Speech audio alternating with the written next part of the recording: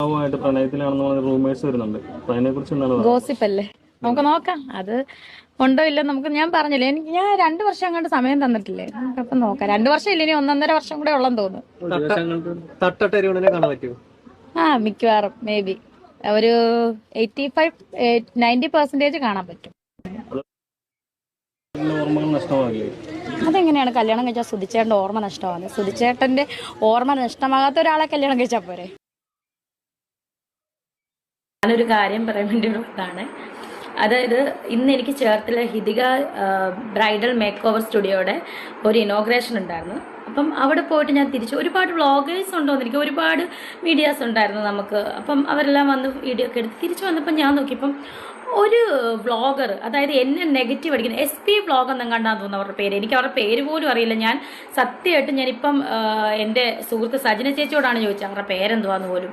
ആ വ്ളോഗിൻ്റെ ഇങ്ങനെ മാറ്റി പോകുമ്പോഴത്തേന് സ്ക്രോൾ ചെയ്യുമ്പോൾ കാണുന്നതാണ്. അവരെനിക്ക് ഭയങ്കര നെഗറ്റീവ് അടിക്കുന്നവർ. നാണമുണ്ടോ SP വ്ളോഗിലെ ആ പുള്ളിക്കാരിക്ക്? നാണവും മാനമുണ്ടോ? കാരണം എന്ന് വെച്ചാൽ ഇവർ ഒരു മുറിക്കകത്തിരുന്ന് മൊബൈൽ വെച്ചിട്ട് എന്നെ കുറ്റം പറയുന്നത് ഞാൻ കണ്ടിട്ടുണ്ട്, കുറച്ചൊക്കെ ഞാൻ കണ്ടിട്ടുണ്ട്. ഇപ്പം എൻ്റെ ഒരു ഇനോഗ്രേഷന് പാത്തും പതുങ്ങി മാസ്ക് വെച്ചിട്ട് വന്നിട്ട് എൻ്റെ വീഡിയോസ് എടുത്തിട്ട് ഇവർ പറയാം തുടക്കം ഇങ്ങനെയാണ്. ഞാനിങ്ങനെ തുടക്കം കണ്ട്, നിങ്ങൾ ഉദ്ദേശിക്കുന്ന പോലെ രേണുസുതി വലിയ ആളൊന്നുമില്ല, ആകെ ഇച്ചിരിയേ ഉള്ളൂ. പിന്നെ SP ബ്ലോഗിലെ ചേച്ചിക്ക് ബുദ്ധിമുട്ട് എന്താണെന്നറിയോ, പ്രശ്നം എന്താണെന്നറിയോ, ഞാൻ രേണുസുതി വന്നപ്പോൾ ആളില്ലെന്നും. അയ്യോടാ പാവം ചേച്ചി, കുറച്ച് ആളിനെ കൂട്ടാൻ മേലായിരുന്നു രേണുസുതിയെ കാണാൻ വേണ്ടിയിട്ട്. അതെ, രേണുസുതിയെ ഇഷ്ടമുള്ളവർ എവിടെയാണെങ്കിലും വന്നിരിക്കും, മനസ്സിലായോ? ചേച്ചി പറഞ്ഞ പോലെ തടിച്ചുകൂടി ആൾ വരെ. രേണുസുതി വലിയ സെലിബ്രിറ്റി ഒന്നുമല്ല, രേണുസുതി സാധാരണക്കാരിയാണ്.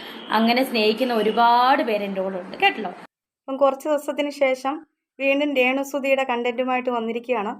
പല വീഡിയോകൾ കാണുമ്പോഴും രേണുസുതിയുടെ ഇൻ്റർവ്യൂസ് കാണുമ്പോഴും വീഡിയോ ചെയ്യരുതെന്ന് കരുതും. എന്നാലും പിന്നെ ഇപ്പം കുറച്ച് ദിവസങ്ങൾക്ക് ശേഷം നമുക്ക് കണ്ടന്റ് ആവശ്യമാണ്. ഇപ്പോൾ റിയാക്ഷൻ വീഡിയോ ചെയ്യുന്ന ആളുകൾക്ക് കണ്ടന്റ് ആവശ്യമാണ്. പിന്നെ മെയിനായിട്ട് രേണുസുതിയുടെ കണ്ടന്റ് കിട്ടുമ്പോൾ സത്യം പറയാമല്ലോ റീച്ച് കിട്ടാറുണ്ട്. അതുകൊണ്ട് തന്നെ പിന്നെ അത് ഉപേക്ഷിക്കാനും പറ്റില്ല. ചെയ്യരുത് എന്ന് കരുതും. പിന്നെയും ഇവർ ഈ വായിക്ക് വരുന്നത് കോതയ്ക്ക് പാട്ടെന്നുള്ള രീതിയിലുള്ള സംസാരമാണ്. അതുകൊണ്ട് വലുതായിട്ടൊന്നും മൈൻഡ് ചെയ്യാറില്ലെങ്കിലും ഇടയ്ക്കൊക്കെ വല്ലപ്പോഴും റിയാക്ട് ചെയ്യാറുണ്ട്. അപ്പോൾ ഇപ്പം കഴിഞ്ഞ ദിവസം കണ്ട ഒരു വീഡിയോ ആണ് നിങ്ങൾ കണ്ടത്. രേണുസുതിയുടെ വിവാഹം, ഇവരെക്കുറിച്ച് ഇവരുടെ വായിൽ നിന്ന് തന്നെ നെഗറ്റീവായിട്ടുള്ള വാക്കുകൾ വീഴുമെന്ന് മീഡിയാസിനറിയാം. അതുകൊണ്ട് തന്നെ ഇവരെവിടെ ഇനാഗ്രേഷനോ എന്ത് ഫംഗ്ഷന് പോയാലും മീഡിയകൾ ഇവരുടെ പുറകെ നെട്ടോട്ടം ഓടുന്ന കാഴ്ച നമ്മൾ കാണാറുണ്ട്. അപ്പോൾ രേണുവിൻ്റെ വായിൽ നിന്ന് വീഴുന്ന വാക്കുകൾ എന്താണ് എന്ന് കേൾക്കാൻ വേണ്ടിയിട്ടാണ്. പുള്ളിക്കാരത്തിയെ സംബന്ധിച്ച് എനിക്ക് തോന്നുന്നത് മനഃപൂർവ്വം പുള്ളിക്കാരത്തി ക്രിയേറ്റ് ചെയ്യുന്ന ഓരോ നെഗറ്റീവ് കാര്യങ്ങളാണ്. അത് പുള്ളിക്കാരത്തി എന്തെങ്കിലും പറയുന്നു, അത് മുക്കാലും ഭാഗവും നുണയായിട്ടുള്ള കാര്യങ്ങളാണ്. അത് പറഞ്ഞു കഴിയുമ്പം പുള്ളിക്കാരത്തിക്ക് തന്നെ അറിയാം ഇത് അന്നേരം തന്നെ ഇത് സോഷ്യൽ മീഡിയയിൽ പോസ്റ്റാകും, അത് കാര്യങ്ങൾ ചർച്ചയാകും. പിന്നെയും പുള്ളിക്കാരത്തി തന്നെ സോഷ്യൽ മീഡിയയിലെ താരം. ഇപ്പോഴത്തെ ഒരു 1.5-2 വർഷത്തോളമായിട്ട് സോഷ്യൽ മീഡിയ ഇപ്പോൾ അടക്കി ഭരിക്കുന്നത് രേണുസുതി എന്ന് പറയുന്ന വ്യക്തിയാണ്. കൊല്ലം സുധിച്ചേട്ടൻ മരണപ്പെട്ടതിന് ശേഷം രേണുസുതി അങ്ങ് ഏറ്റെടുത്തിരിക്കുകയാണ് സോഷ്യൽ മീഡിയ. അപ്പം പുള്ളിക്കാരത്തി തൻ്റെ ഭർത്താവിനെ വെച്ചാണ് ഇപ്പോൾ സോഷ്യൽ മീഡിയയിൽ താരമായി മാറിയിരിക്കുന്നത് എന്നുള്ള കാര്യത്തിൽ യാതൊരു സംശയവുമില്ല, എല്ലാവർക്കും അറിയാവുന്നതാണ്. പുള്ളിക്കാരത്തി സുധി മരണപ്പെട്ടിട്ടില്ലായിരുന്നുവെങ്കിൽ ഈ രേണു എന്ന് പറയുന്ന ആളെ കുറിച്ച് അധികമൊന്നും വാർത്തകൾ ഒന്നും തന്നെ വരാൻ സാധ്യതയില്ലായിരുന്നു. കാരണം ഈ സ്റ്റാർ മാജിക്കിലോ വല്ലതും ഇടയ്ക്ക് ഫംഗ്ഷനിൽ വല്ലതും കൊണ്ടുവന്ന് ഒന്ന് റെപ്രസെൻറ്റേറ്റ് ചെയ്യുന്ന ആ അത്രയും കാഴ്ചകളൊക്കെ കാണാൻ സാധ്യതയുള്ളായിരുന്നു ജനങ്ങൾക്ക്. പക്ഷേ പുള്ളി മരണപ്പെട്ടതിന് ശേഷം അന്ന് മുതൽ ഇന്ന് വരെയും പുള്ളിക്കാരത്തി ആ ഒരു പേരിലാണ് അറിയപ്പെട്ടിരിക്കുന്നതും പുള്ളിക്കാരത്തി വൈറലായിരിക്കുന്നു. ജനങ്ങൾ ആദ്യം പാവം തോന്നി ഏറ്റെടുത്തു. അന്നത്തെ ആ ഒരു കാര്യങ്ങളൊക്കെ നമുക്ക് മനസ്സിൽ ഇപ്പോഴും ഉണ്ട്. അന്നത്തെ രേണുവിൻ്റെ മുഖവും അവരുടെ ആ ഒരു എന്താ വിഷമകരമായ അവസ്ഥയും, 2 കുഞ്ഞുങ്ങൾ, ചെറിയ പിള്ളേർ, പിന്നെ വീടില്ല, അതൊക്കെ ആ ഒരു ഇതൊക്കെ ജനങ്ങൾ അവരെ ഏറ്റെടുക്കാനുള്ള സ്വന്തം വീട്ടിലത്തെ ഒരു അംഗത്തെ പോലെ ജനങ്ങൾ ഏറ്റെടുത്തു.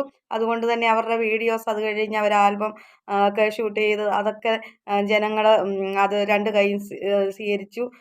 പിന്നെ പക്ഷേ പുള്ളിക്കാരത്തി അതോടുകൂടി റീച്ചായി. പക്ഷേ പുള്ളിക്കാരത്തി വന്ന വഴി മറക്കുന്ന ഒരു സ്വഭാവക്കാരിയാണെന്ന് ഓരോരുത്തരുടെയും പല അനുഭവങ്ങളിലൂടെ നമുക്ക് മനസ്സിലായതാണ്. കഴിഞ്ഞ ദിവസം നോബിൾ അച്ഛൻ ഭൂമി കൊടുത്ത നോബിൾ അച്ഛന് അത് റദ്ദാക്കാൻ വേണ്ടിയിട്ടുള്ള നോട്ടീസ് അയക്കുകയൊക്കെ ഉണ്ടായി.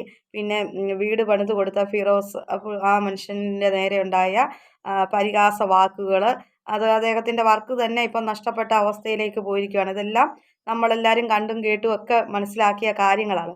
അതിൻ്റെ ഇടയ്ക്ക് ഇപ്പം വന്നിരിക്കുന്ന പുതിയ ന്യൂസ് എന്താണെന്ന് ചോദിച്ചാൽ, പുള്ളിക്കാരത്തി ഒരു മുസ്ലിം യുവാവിനെ വിവാഹം കഴിക്കാൻ പോകുന്നു എന്ന് ആദ്യമേ പറഞ്ഞു അതൊരു ഗോസിപ്പാണെന്ന്. അതിനുശേഷം പിന്നീട് പറയുന്ന ഒരു 85-90% ശരിയായിട്ടുള്ള കാര്യമാണെന്ന്. എന്താണ് രേണു ഇത് വെറുതെ എന്താ രണ്ട് പിന്നെ നിലയിൽ രീതിയിൽ സംസാരിക്കുന്നു? ഒന്നെങ്കിൽ ഉണ്ട് എന്ന് പറയാം, അല്ലെങ്കിൽ ഇല്ലെന്ന് പറയാം. മനുഷ്യരാരും പൊട്ടന്മാരല്ല. നിങ്ങൾ ഇത്രയും നാളായിട്ട് മനസ്സിലാക്കി നിങ്ങളുടെ ഓരോ വാക്കുകളും നമ്മൾ കേട്ട് മനസ്സിലാക്കിയെടുത്തോളം രേണുവിന് അങ്ങനെ ഒരാളില്ല എന്ന് തന്നെ നമുക്ക് ഉറപ്പിക്കാം. അല്ലെങ്കിൽ തൻ്റെ അടുത്തോടെ വന്ന് പറയുന്നേ, എനിക്ക് എൻ്റെ വിവാഹം ഉടനെ ഉണ്ട്, ഇന്ന ആളാണ് ഞാൻ വിവാഹം കഴിക്കാൻ പോകുന്നതെന്ന് പറയുന്നതിൽ ആർക്ക് എന്താണ് എതിർപ്പ്? എന്തായാലും ഭർത്താവ് മരിച്ചതിന് ശേഷം രണ്ടാമത് വിവാഹം കഴിക്കുന്ന ആദ്യത്തെ ആളൊന്നും അല്ലല്ലോ രേണു. അങ്ങനെയൊക്കെ എന്തോരം സംഭവങ്ങൾ നടക്കുന്നു. ഭർത്താവ് ഉണ്ടായിരുന്നപ്പം തന്നെ വേറെ ആളുകളുടെ പുറകെ പോകുന്ന ആൾക്കാരെക്കുറിച്ച് നമുക്കറിയാവുന്ന. അപ്പോൾ ഭർത്താവ് മരിച്ചു കഴിയുമ്പോൾ തനിക്കൊരു പ്രായം കുറവാണ്, കുഞ്ഞുങ്ങളെ വളർത്തണം, തനിക്കൊരു സഹായത്തിന് ആവശ്യമാണ് എന്നൊക്കെയുള്ള കാര്യങ്ങൾ എല്ലാ മനുഷ്യർക്കും അറിയാവുന്ന കാര്യമാണ്. അതിന് ആർക്കും ഒരു എതിർപ്പും ഇല്ല. രേണു വിവാഹം കഴിക്കുന്ന കാര്യത്തിൽ സന്തോഷം തന്നെയേ ഉള്ളൂ. അങ്ങനെയെങ്കിലും വീട്ടിലെങ്ങനെയും അടങ്ങി ഒതുങ്ങിയിരുന്ന് ഈ ഇങ്ങനത്തെ മീഡിയാസിൻ്റെ മുമ്പിൽ വന്ന് ഇങ്ങനെയുള്ള നെഗറ്റീവ് കാര്യങ്ങൾ പറഞ്ഞ് കേൾക്കണ്ടല്ലോ എന്നും കൂടെ ഒരു സമാധാനം കൂടെയുണ്ട്. പിന്നെ അതും ഒരു സത്യം തന്നെ കാര്യമാണ്. കാരണം ഒരു ഒരു കുടുംബമായി കഴിയുമ്പം പുള്ളിക്കാരത്തി ഇനിയിപ്പം അധികം ഇതുപോലെയുള്ള കാര്യങ്ങൾ പറഞ്ഞു ഇപ്പം എന്ത് പറഞ്ഞാലും സുധിച്ചേട്ടൻ അതുപോലെ തന്നെ സുധിച്ചേട്ടൻ്റെ ഓർമ്മയിൽ ഇരിക്കുന്ന ഇത് മറന്നു പോവുക, ആ ഓർമ്മയൊക്കെ നഷ്ടമാകുക, എങ്ങനെ നഷ്ടപ്പെടാൻ? അതും കൂടെ അക്സെപ്റ്റ് ചെയ്യുന്ന ഒരാളെ ആയിരിക്കും ഞാൻ വിവാഹം കഴിക്കുന്നത്. എന്തിനാണ് മറ്റേ വിവാഹം കഴിക്കുന്ന ആൾ ഇനി ആ ഓർമ്മയിൽ ലയിച്ചാണോ അവരുടെ കുടുംബം മുൻപോട്ട് പോകേണ്ടത്? അത് അവിടെ കൊണ്ട് കഴിഞ്ഞ് മരണപ്പെട്ടു പോയ മനുഷ്യൻ, ആ മനുഷ്യൻ അല്ലെങ്കിൽ ഡിവോഴ്സായിട്ട് നിൽക്കുന്ന ആൾക്കാരല്ല. അദ്ദേഹത്തെ പിന്നീടും മീറ്റ് ചെയ്യുമോ എന്നുള്ള അങ്ങനെയുള്ള ടെൻഷനുകളൊന്നും ഇല്ല.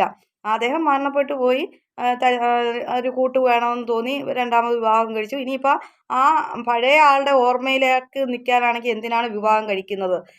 ആ ഓർമ്മയിൽ തന്നെ ജീവിച്ചാൽ പോരെ. അങ്ങനെയുള്ള മനുഷ്യരുണ്ട്. ഭർത്താവ് മരണപ്പെട്ടു പോയിട്ട് ആ ഓർമ്മയിൽ വേറൊരാളെ അക്സെപ്റ്റ് ചെയ്യാൻ സാധിക്കാതെ ജീവിക്കുന്ന ആളുകളുണ്ട്.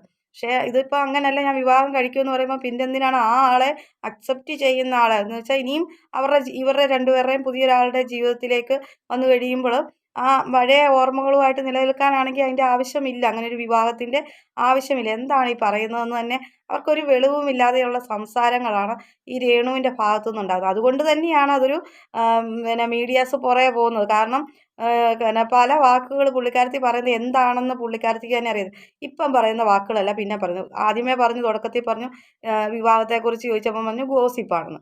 അതിനുശേഷം പറഞ്ഞു തട്ടമിട്ട് കാണാമോ എന്ന് ചോദിച്ചപ്പോൾ തീർച്ചയായിട്ടും ഒരു 85% 90% കാണാൻ സാധിക്കും എന്ന് പുള്ളിക്കാരത്തി പറഞ്ഞു.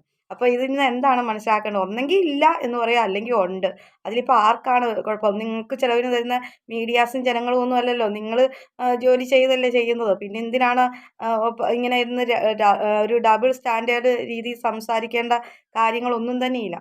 പിന്നെ ഇപ്പോൾ ഉണ്ടായിരിക്കുന്ന വേറൊരു വിഷയം, പുള്ളിക്കാരത്തിയുടെ കാര്യങ്ങളെക്കുറിച്ച്. പുള്ളിക്കാരത്തി എന്താ ചേർത്തലയിലെങ്ങാണ്ട് ഒരു ഇനാഗ്രേഷന് പോയി. അപ്പോൾ ഇനാഗ്രേഷന് പോയപ്പം SP ബ്ലോഗ് എന്നും പറഞ്ഞൊരു പുള്ളിക്കാരത്തി, എനിക്കറിയാം, ഞാൻ അവരുടെ വീഡിയോ കാണാറുള്ളതാണ്. അപ്പോൾ ആ പുള്ളിക്കാരത്തി വന്ന് മാസ്ക് ഇട്ട് വീഡിയോ എടുത്തിട്ട് രേണുവിനെക്കുറിച്ച് നെഗറ്റീവായിട്ട് പറഞ്ഞു.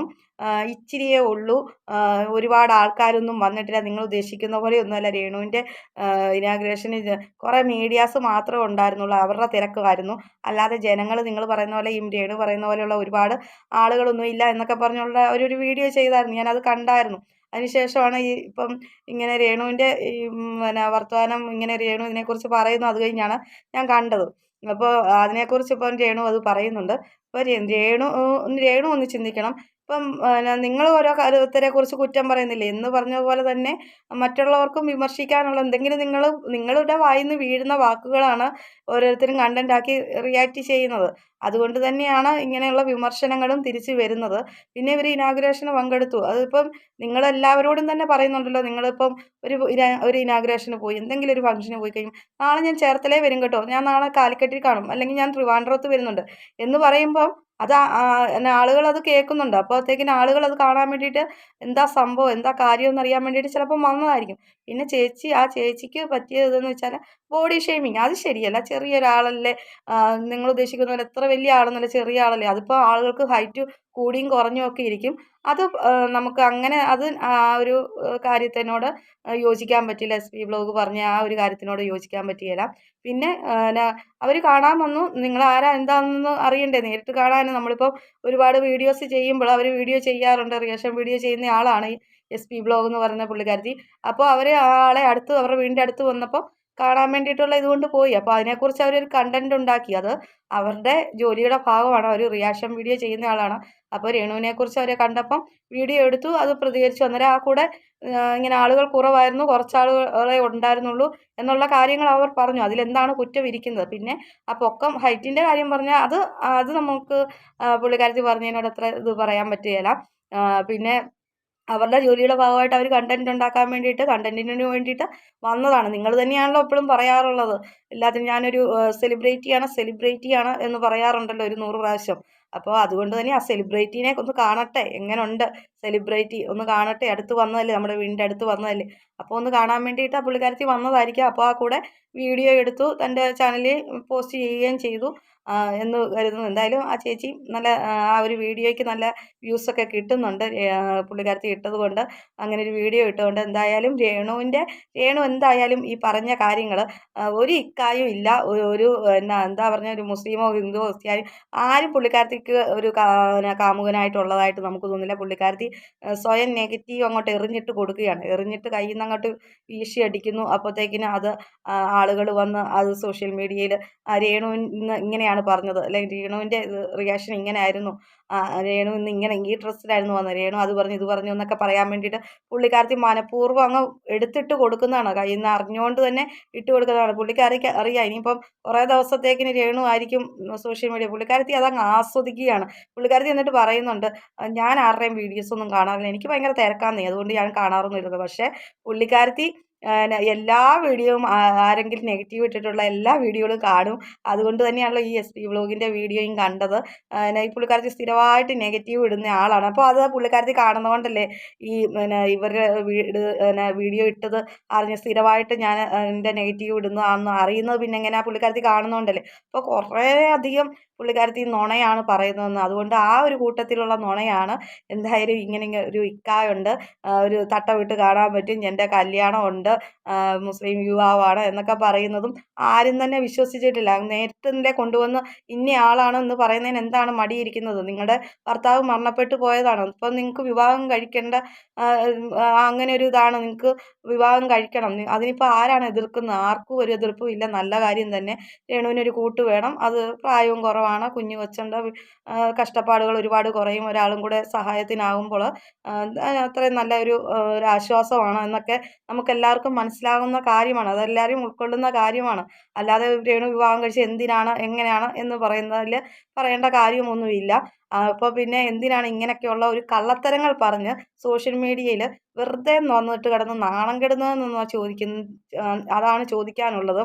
എന്തായാലും രേണുവിൻ്റെ കണ്ടന്റ് ചെയ്യുന്നത് ഇതുകൊണ്ട് തന്നെയാണ്. രേണു ഓരോ നെഗറ്റീവ് ഇട്ട് കൊടുക്കുന്നു, അതാണ് ആളുകൾ അതിനെക്കുറിച്ച് പ്രതികരിക്കുന്നതും. അതിനെ ഇപ്പം കുറ്റം പറയാനില്ല. രേണുവിൻ്റെ വായിൽ നിന്ന് വീഴുന്ന വാക്കുകൾ മാത്രമേ ആളുകൾ റിയാക്ട് ചെയ്യുന്നുള്ളൂ, അല്ലാതെ ഇല്ലാത്ത കാര്യങ്ങൾ ഊതിപ്പെരുപ്പിച്ച് ആരും സംസാരിക്കുന്നില്ല. അതുകൊണ്ട് തന്നെയാണ് ഈ മീഡിയാസ് ഇങ്ങനെ വന്നു നിൽക്കുന്നതും. അഥവാ വ്ളോഗേഴ്സ് ഉണ്ടെങ്കിലും രേണു എന്തെങ്കിലും പറയാതിരിക്കുകയില്ല എന്നുള്ള കാര്യം എല്ലാവർക്കും ഉറപ്പാണ്. എന്തായാലും വീഡിയോ ആദ്യമായിട്ട് കാണുന്ന പ്രേക്ഷകരാണെങ്കിൽ ലൈക്ക് ചെയ്യാനും സബ്സ്ക്രൈബ് ചെയ്യാനും അതോടൊപ്പം തന്നെ നിങ്ങൾക്ക് ഇതിനെക്കുറിച്ചുള്ള അഭിപ്രായങ്ങൾ രേഖപ്പെടുത്താനും മറക്കരുതെന്ന് പറയുകയാണ്.